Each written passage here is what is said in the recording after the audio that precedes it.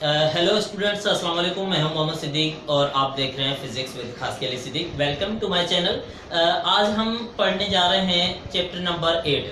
First year की physics का 8वां चैप्टर स्टार्ट कर रहे हैं, जो कि हमारे पास पहला टॉपिक है वाइब्रेटरी मोशन। 8.1 टॉपिक जो हम लेंगे आज वो है हमारे पास वाइब्रेटरी मोशन।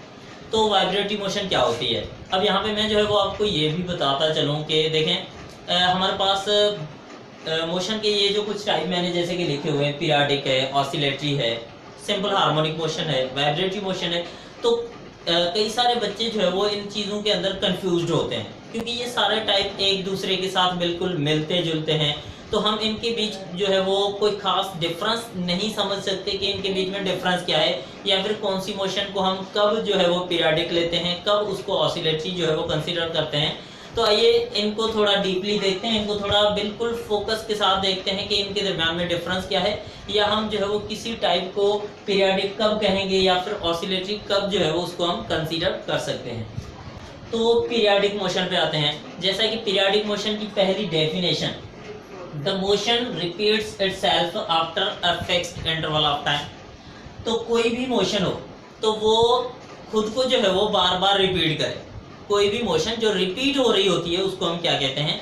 Periodic motion. लेकिन रिपीटेशन के साथ साथ और क्या होना चाहिए? इंटरवल। यानी कि दो हमारे पास जो है वो कीवर्ड्स आ गए, एक रिपीटेशन और दूसरा क्या है? दूसरा है इंटरवल, यानी कि टाइम की बात हो रही है। तो टाइम और रिपीटेशन, इससे क्या हो रहा है कि कोई भी हमारे पास मोशन हो वो रिपीट हो, बार बार रिपीट हो, मतलब रिपीटेशन आ गई। और दूसरा इंटरवल, यानी कि हर चक्कर के अंदर, हर रिपीटेशन के अंदर जो टाइम लगे वो सेम होना चाहिए। तो यहाँ पर हम इस एग्जाम्पल पर आते हैं कि हम जो है वो इस पीरियाडिक मोशन को कैसे लेते हैं। ये अर्थ है जो कि सन के अराउंड रोटेट कर रही है, रिवॉल्व कर रही है। अब इस रिवॉल्यूशन के दौरान अगर हम देखें इस पॉइंट को, यहाँ पे जो है वो अर्थ है, अब ये यहाँ से चक्कर लगा के कंप्लीट दोबारा उसी सेम पॉइंट पे, उसी सेम इनिशियल पॉइंट पे दोबारा आती है। अब फिर से जो है वो चक्कर लगा के फिर से यहाँ पे आती है, तो दूसरा चक्कर कंप्लीट होता है, फिर तीसरा, फिर चौथा, इस तरह जो है वो ये कंटिन्यू रहती है मोशन। तो इसका मतलब हुआ कि ये मोशन जो है वो एक ही सर्किल के अंदर रिपीट हो रही है, तो इसका मतलब ये रिपीटेड मोशन है। और दूसरी बात, यहाँ पे अगर टाइम की बात करें तो एक चक्कर कंप्लीट होने में कितना टाइम लगता है? 1 साल। अब दूसरा चक्कर कंप्लीट होने में कितना टाइम लगेगा? फिर से 1 साल। तीसरा चक्कर 1 साल। तो इस तरह जो है वो हर चक्कर कंप्लीट होने में एक फिक्स्ड इंटरवल लगता है, फिक्स्ड टाइम लगता है, इसलिए हम यहाँ पे यूज कर रहे हैं फिक्स्ड इंटरवल का वर्ड। तो मतलब अब पीरियाडिक मोशन को कैसे डिफाइन कर रहे हैं हम यहाँ पे, कि कोई भी मोशन जो कि रिपीट हो और उसके साथ साथ रिपीटेशन का जो टाइम है वो फिक्स हो, तो उसको हम क्या कहेंगे? तो उसको हम कहेंगे कि ये भाई हमारे पास जो मोशन का टाइप है वो कौन सा टाइप है? ये है पीरियाडिक मोशन। अब दूसरे एग्जांपल पे आते हैं। यहाँ पे हमारे पास पेंडुलम है। अब ये पेंडुलम की जो मेन पोजीशन है, जहाँ पे जो ये पेंडुलम फिक्स्ड है। अब देखिए यहाँ पे हमारे पास मेन पोजीशन का मतलब होता है कि यहाँ पे जो नेट फोर्स है वो कितना होगा? 0, क्योंकि यहाँ पे कोई नेट फोर्स अप्लाई नहीं हो रहा। जितने भी फोर्सेस अप्लाई हो रहे हैं वो आपस में क्या है? बैलेंस्ड है। अब जब मैं यहाँ पे कोई एक्सटर्नल फोर्स लाकर इसको यहाँ से रिप्लेस करता हूँ, इस जगह पे लेके आता हूँ, तो इस पॉइंट को हमने मेन पोजीशन का, अब ये पॉइंट कौन सी है? एक्सट्रीम पोजीशन, जिसको हमने ए का नाम दिया हुआ है, एक्सट्रीम पोजीशन ए। अब इसको जैसे ही मैं यहाँ से रिलीज करूंगा, छोड़ूंगा, तो क्या होगा? तो ये दोबारा वापस मेन पोजीशन की तरफ मूव करेगा। अब ये मेन पोजीशन की तरफ मूव क्यों करता है? क्योंकि यहाँ पे ग्रेविटी अप्लाई हो रही है जिसका डायरेक्शन डाउनवर्ड है। अब उसका एक कंपोनेंट जो है उसका डायरेक्शन इस तरफ होता है, तो इस तरह हम कहते हैं कि भाई इसका जो ये वाला कंपोनेंट है ये इसको मेन पोजीशन की तरफ ले जाता है, जिसकी वजह से ये ऑब्जेक्ट मेन पोजीशन की तरफ मूव करता है। अच्छा, एक बात और, अब ये मेन पोजीशन पे रुकता नहीं है, मेन पोजीशन को क्रॉस करके आगे निकल जाता है। अब ये मेन पोजीशन पे रुकता क्यों नहीं? क्योंकि इसका जो वेलोसिटी का इनर्शिया अवेलेबल है इसके अंदर, तो उस इनर्शिया की वजह से ये मेन पोजीशन को क्रॉस करके आगे जो है वो पास हो जाता है। अब आगे जैसे ही जाता है तो दोबारा इस एक्सट्रीम पोजीशन बी पर जाके पहुंचता है। अब एक्सट्रीम पोजीशन बी पे क्या होता है कि ये यहाँ से जो है वो दोबारा वापस लौटता है। तो अब ये वापस क्यों लौटता है, इसका भी जो है वो ग्रेविटी का इफेक्ट है। अब यहाँ पे जो है वो ग्रेविटी का ये वाला जो कंपोनेंट है ग्रेविटी की फोर्स का, ये इसको दोबारा मेन पोजीशन की तरफ वापस लौटाता है। तो इस तरह क्या होता है, इस तरह ये मोशन बार बार रिपीट हो रही है इस मेन पोजीशन के अराउंड, मेन पोजीशन के अबाउट जो है वो ये रिपीटेशन हो रही है। तो मतलब रिपीटेशन का वर्ड आ गया। अब उसके बाद अगर टाइम इंटरवल की बात करें, यानी कि इसको हमने यहाँ से जोड़ा, ये इस तरह मूव करे, यहाँ पे गया, जो है वो फिर से वापस इसी पॉइंट पे आता है, तो ये एक रिपीटेशन कंप्लीट होता है। अब इस रिपीटेशन के दौरान जो टाइम लगा, कोई भी टाइम लगा टी, तो दोबारा जो है वो दूसरा चक्कर कंप्लीट करने में भी वही टाइम लगेगा। अगर तीसरा चक्कर है तो उसमें भी सेम टाइम लगता है। तो इस तरह क्या होता है, इस तरह हमारे पास टाइम इंटरवल जो है वो फिक्स्ड रहता है। तो हम कह सकते हैं कि भाई ये भी हमारे पास जो मोशन का टाइप है वो कौन सा है, वो है पीरियाडिक मोशन। अब आते हैं थर्ड एग्जांपल पे। यहाँ पे मैंने जो है वो एक स्प्रिंग बनाया हुआ है। अब इस स्प्रिंग का जो ये पहला पार्ट मैंने लिया हुआ है, ये हमारे पास एक नॉर्मल कंडीशन है।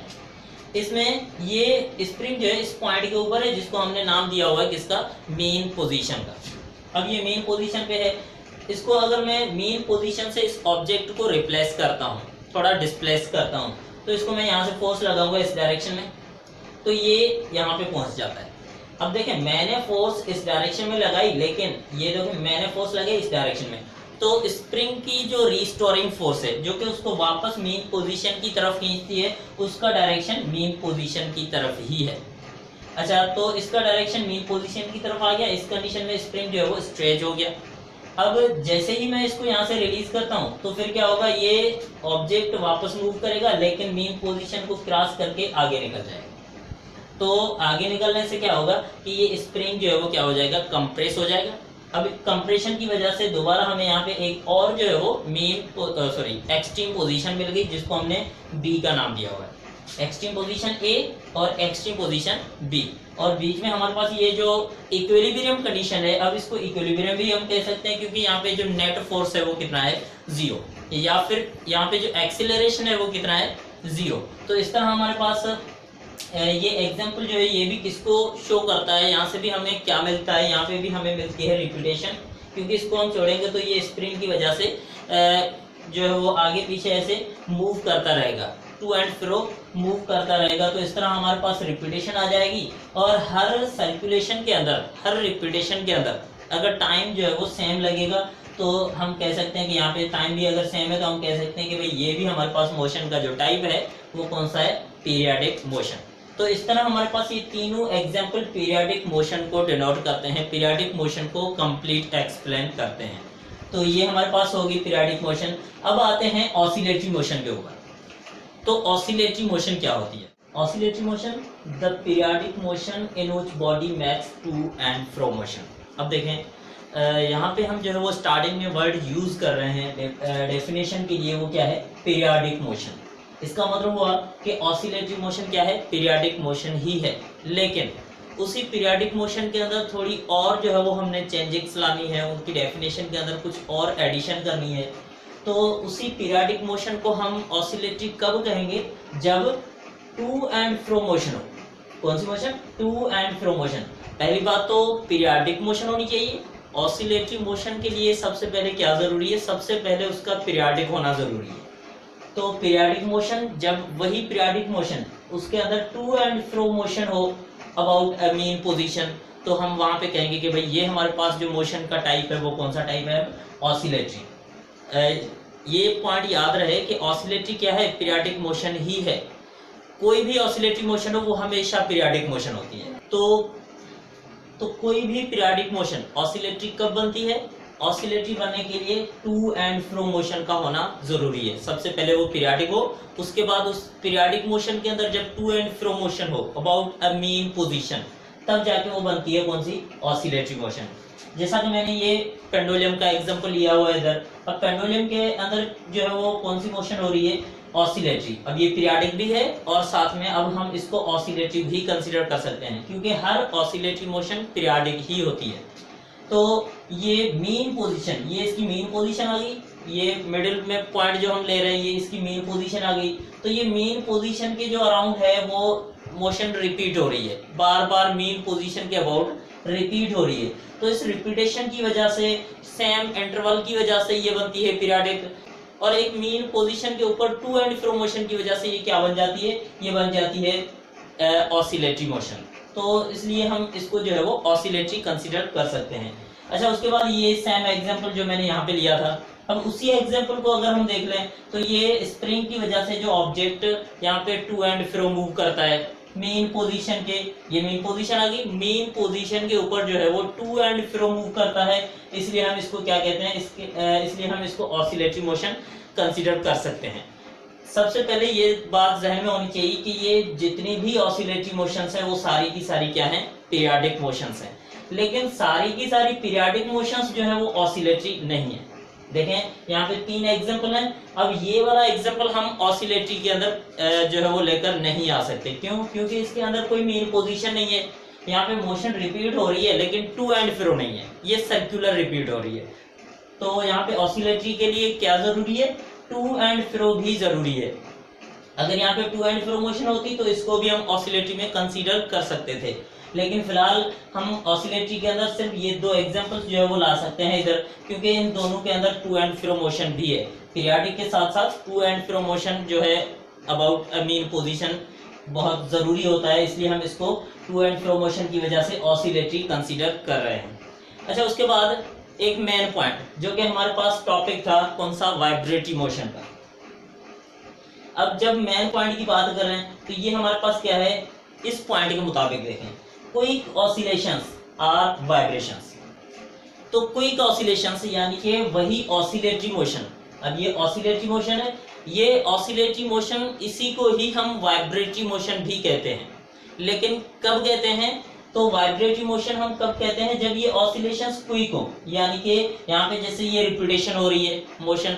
अब अगर इस मोशन की रिपीटेशन फास्ट हो रही है, ज्यादा फ्रीक्वेंसी है, यानी कि 1 सेकंड के अंदर बहुत सारे चक्कर कंप्लीट हो रहे हैं, तो अब इसी हम ऑसिलेटरी मोशन को वाइब्रेटरी मोशन कंसीडर करते हैं। तो बात समझ आ गई कि ऑसिलेटरी मोशन जो है वो क्या होती है, दरअसल वाइब्रेटरी मोशन ही होती है। या फिर वाइब्रेटरी मोशन को हम कैसे डिफाइन करते हैं, oscillatory motion with a quick oscillations, जिसके अंदर ऑसिलेटरी मोशन के अंदर जब ऑसिलेशन क्विक होते हैं, जल्दी जल्दी जो है वो रिपीटेशन होती है, तब हम उसको वाइब्रेटरी मोशन कंसीडर करते हैं। तो कोई भी वाइब्रेटरी या ऑसिलेटरी मोशन जो होती है वो क्या होती है, पीरियोडिक मोशन। लेकिन हर पीरियोडिक मोशन ऑसिलेटरी नहीं होती। जैसा कि अर्थ की मोशन पीरियोडिक है तो ये ऑसिलेटरी नहीं है, लेकिन यहाँ पे जितने भी मोशंस हम लेंगे ऑसिलेटरी के अंदर वो सारे के सारे क्या होंगे, पीरियोडिक होंगे। अच्छा, उसके बाद तीसरा जो टाइप है, सिंपल हार्मोनिक मोशन। तो अब देखते हैं कि ये सिंपल हार्मोनिक मोशन क्या है। तो अब यहाँ पे देखते हैं कि ऑसिलेटरी मोशन के बाद सिंपल हार्मोनिक मोशन क्या होती है। तो सिंपल हार्मोनिक मोशन के लिए दोबारा हम, जैसे कि हमने सिंपल हार्मोनिक को डिफाइन करने के लिए वर्ड यूज किया पीरियोडिक मोशन, तो कोई भी सिंपल हार्मोनिक मोशन सबसे पहले जो है वो ऑसिलेटरी मोशन होगी। जैसा कि हम यहाँ पे कह रहे हैं कि द ऑसिलेटरी मोशन विथ, सबसे पहले जो है वो ऑसिलेटरी मोशन होती है। उसके बाद ऑसिलेटरी मोशन होने के साथ साथ और भी कुछ पॉइंट्स हैं जो कि ज़रूरी होती हैं किसी भी मोशन को सिंपल हार्मोनिक बनाने के लिए। तो सबसे पहली पॉइंट क्या है, acceleration and force are always directed towards the mean position. तो एक्सीलरेशन और फोर्स का डायरेक्शन, अब फोर्स कौन सी, किस फोर्स की हम बात कर रहे हैं, देखें यहाँ पे हमारे पास वही सेम मैंने जो स्प्रिंग का एग्जांपल लिया, पीरियोडिक में भी लिया, ऑसिलेटरी में भी लिया, अब मैं वही एग्जांपल यहाँ पे ले रहा हूँ सिंपल हार्मोनिक मोशन के अंदर। तो ये स्प्रिंग की मोशन जो है, अब इस ऑब्जेक्ट के ऊपर जैसे हम फोर्स लगाते हैं इस डायरेक्शन में, तो ये स्प्रिंग स्ट्रेच हो जाता है, ठीक है। अब ये स्प्रिंग यानी कि ये ऑब्जेक्ट यहाँ से मूव करके इस पॉइंट पे आ जाता है, तो स्प्रिंग के अंदर एक स्ट्रेचनेस जो होती है वो आ जाती है। अच्छा, उसके बाद अब ये फोर्स हमने अप्लाई की, लेकिन हम इस फोर्स की बात नहीं कर रहे, हम किस फोर्स की बात कर रहे हैं। अब देखें, इन दोनों फोर्सेस का मैग्नीट्यूड तो सेम होगा लेकिन डायरेक्शन डिफरेंट है। अब ये अप्लाइड फोर्स है, एक्सटर्नल फोर्स है, लेकिन ये वाली फोर्स जो है वो कौन सी है, ये रीस्टोरिंग फोर्स है। ये स्प्रिंग के अंदर जो फोर्स जमा होती है इस एक्शन वाली फोर्स की वजह से, तो ये रिएक्शनल फोर्स है, स्प्रिंग की रीस्टोरिंग फोर्स है, जो कि क्या करती है कि इस ऑब्जेक्ट को दोबारा अपनी ओरिजिनल यानी कि मेन पोजीशन पर लाने की कोशिश करती है। तो ये फोर्स जो है वो कौन सी है, रीस्टोरिंग फोर्स। अब इस रीस्टोरिंग फोर्स का डायरेक्शन किस तरफ होता है, हमेशा मेन पोजीशन की तरफ। ये रीस्टोरिंग फोर्स है, इसका डायरेक्शन किस तरफ होता है, हमेशा मेन पोजीशन की तरफ। अब इस रीस्टोरिंग फोर्स की वजह से जो एक्सीलरेशन प्रोड्यूस होगी, जैसा कि हमने न्यूटन के सेकंड लॉ के अंदर पढ़ा कि वहां पे हम क्या पढ़ते हैं, वहां पे हम पढ़ते हैं कि फोर्स के डायरेक्शन में एक्सीलरेशन प्रोड्यूस होती है। तो यहाँ पे रिस्टोरिंग फोर्स का डायरेक्शन अगर मेन पोजीशन की तरफ है तो जो एक्सीलरेशन प्रोड्यूस होने वाली है उसका डायरेक्शन भी किस तरफ होना चाहिए, मेन पोजीशन की तरफ। तो पहली पॉइंट यही है कि एक्सीलरेशन और फोर्स जो है वो हमेशा क्या होते हैं, डायरेक्टेड होते हैं टूवर्ड्स द मेन पोजीशन। अच्छा, उसके बाद दूसरी पॉइंट, अब दूसरी पॉइंट क्या है, इसके अंदर हम जो है वो डिस्कस करते हैं एक्सीलरेशन और डिस्प्लेसमेंट का रिलेशन। यानी कि ये मेन पोजीशन से हमने जैसे इसको डिस्प्लेस किया तो कितना डिस्प्लेस किया, यहाँ पे जो एक्सटेंशन आती है वो कितनी होती है। तो उस एक्सटेंशन यानी कि डिस्प्लेसमेंट की जो मैग्नीट्यूड है उसकी अगर हम बात करते हैं तो एक्सीलरेशन और डिस्प्लेसमेंट हमेशा आपस में क्या होते हैं, डायरेक्टली प्रोपोर्शनल। क्यों, अब देखें ये सेकंड पॉइंट की वजह से। सेकंड पॉइंट में जो दूसरा ऑप्शन हमने लिया है कि फोर्स और डिस्प्लेसमेंट, यानी कि जितना ज्यादा हम फोर्स अप्लाई करेंगे उतनी ज्यादा स्ट्रेचनेस आएगी उस स्प्रिंग के अंदर, वो उतना ही ज्यादा स्ट्रेच होगा। तो एक्सटेंशन में जो है वो ये एक्स जो है वो किस चीज को शो कर रहा है इधर, एक्सटेंशन ऑफ द स्प्रिंग या स्ट्रेचनेस ऑफ द स्प्रिंग। तो जितनी ज्यादा फोर्स अप्लाई होगी इधर उतनी ही ज्यादा एक्सटेंशन जो है वो प्रोड्यूस होने वाली है। अब फोर्स और एक्सटेंशन आपस में क्या हो गए, प्रोपोर्शनल हो गए, डायरेक्टली प्रोपोर्शनल हो गए, जो कि हमने यहाँ पे लिखा हुआ है। तो फोर्स अगर एक्सटेंशन के साथ डायरेक्टली प्रोपोर्शनल है तो हमें पता है कि जहां पे फोर्स ज्यादा होती है वहां पे एक्सीलरेशन भी ज्यादा होगी according to second law of the Newton. तो यहाँ पे जो है वो एक्सीलरेशन जो है वो डिस्प्लेसमेंट के साथ क्या है, डायरेक्टली प्रोपोर्शनल, और फोर्स भी डिस्प्लेसमेंट के साथ डायरेक्टली प्रोपोर्शनल है। लेकिन एक्सीलरेशन और फोर्स दोनों का डायरेक्शन जो है वो किस तरफ है, मेन पोजीशन की तरफ। These are always directed towards the mean position. अच्छा, उसके बाद थर्ड पॉइंट की अगर बात कर लें तो थर्ड पॉइंट क्या है, the motion represented by harmonic function. अब आपने शायद पढ़ा होगा या नहीं, हार्मोनिक फंक्शन किसको कहते हैं, कोई ऐसा फंक्शन जिसमें रिपीटेशन हो। तो यहाँ पे हमारे पास हार्मोनिक फंक्शन कौन से हैं, साइन थीटा और कॉस थीटा। साइन थीटा और कॉस थीटा जो है वो दोनों क्या है, हार्मोनिक फंक्शन है, क्योंकि दोनों के अंदर जो है वो मोशंस रिपीट होते हैं, दोनों के अंदर वैल्यूज जो है वो रिपीट हो रहे होते हैं।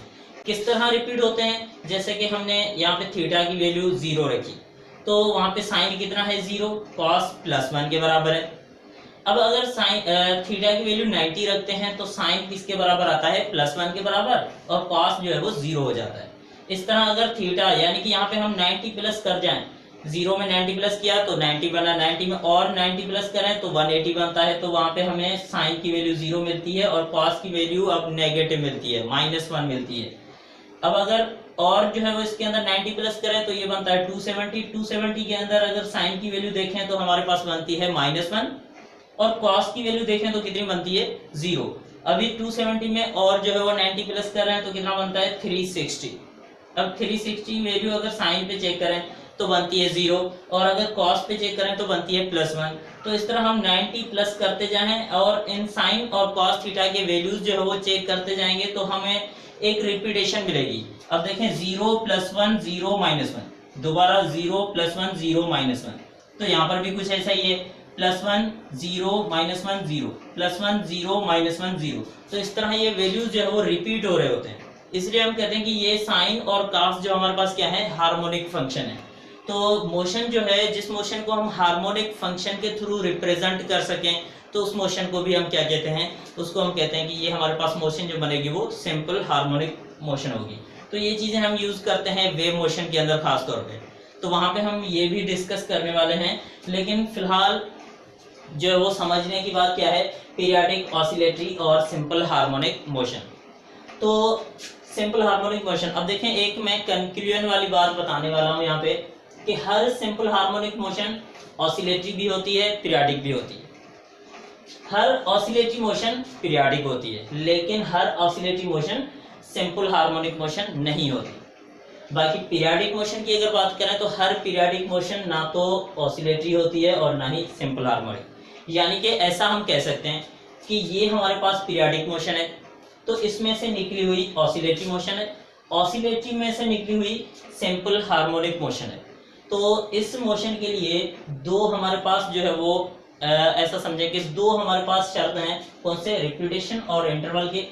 यहाँ पे अगर देखें तो तीसरा भी उसके अंदर ऐड है, कौन सा, टू एंड फ्रो मोशन का। लेकिन यहाँ पे देखें तो हमारे पास चौथा भी जो है वो ऑप्शन मौजूद है, कौन सा, एक्सीलरेशन और फोर्स का रिलेशन किसके साथ, डिस्प्लेसमेंट के साथ या उनके डायरेक्शन का जो प्रॉब्लम है उसके साथ।